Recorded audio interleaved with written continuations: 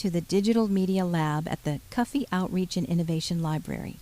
I'm Suzanne Snowden, and I will be walking you through Module 2 now, which describes how to use the ATEM keyboard, the Yamaha audio board, and our wireless mics. This is the ATEM Mini Extreme ISO, also known as the Director. What does the Director do? The Director starts the recording, decides when to switch camera shots, and what transitions to use between the shots, and he also gets to yell, "Cut!" On the top left, the red button needs to be on to use the wireless mics. On the bottom left, that number 1 that's lit up shows that the camera 1 is the shot being recorded currently. And on the top right, this record button is what the Director pushes to start the recording onto the orange external hard drive, which is plugged into this board. What not to touch? You will not need to use these buttons in the yellow brackets up above. Also, there's a whole group of buttons not to touch in the middle. Leave these in the yellow brackets alone. To the right of that, these are used to create picture-in-picture. You can leave them alone for now. Later, when you're comfortable and recording, play along. Those are kind of fun.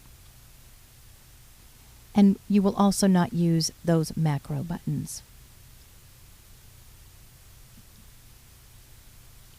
See in green brackets what the Director might touch. Well, to the top left, he will touch that on button for the mics. This is on for the mics. Both mic 1 and 2 turn on with this on button. Their sound is combined here, so you'll want to keep both people speaking at about the same level. Below that, the row from 1 to 8 determines which camera shot is being recorded. Right now, it's camera 1. You can determine the duration of transition times between shots with these 4 buttons. To the right of them, that big long row determines the type of transitions between shots. It's fun. You can do several things similar to what you would do in a PowerPoint. The bottom right is also fun. It's the fade to black screen. And the top right will start the recording.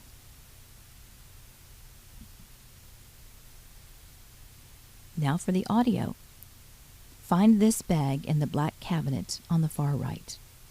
Get out these 2 wireless mics. One is A and one is B. Push the top middle button to turn each one on. And this is the audio board. The receiver should always stay plugged in here on the top left. The receiver stays on the desk next to the audio board. Turn it on. Another plug that stays plugged into the ATEM board is up at the top right. It stays plugged in there to the Yamaha too. The headphones stay plugged in right there. And below that is the headphone volume knob. This is the receiver that stays on the desk next to the audio board. This receiver picks up both wireless mics. When turned on, the green lights will be lit at the top of it, and the screen will show both Group A, microphone A, and Group B, microphone B. The wireless mics, you turn them both on with that little button in the middle, and then you clip the mics on your shirt collar, or about 4 inches from your mouth. Ask the library staff to make sure the batteries are charged for both your wireless mics. Look at row 1 on the left of the Yamaha audio board. Make sure you keep your knobs close to where these are set. If you're not using the other rows, turn the knobs down to the left. Have them off if you're not using them. Now you're ready to record.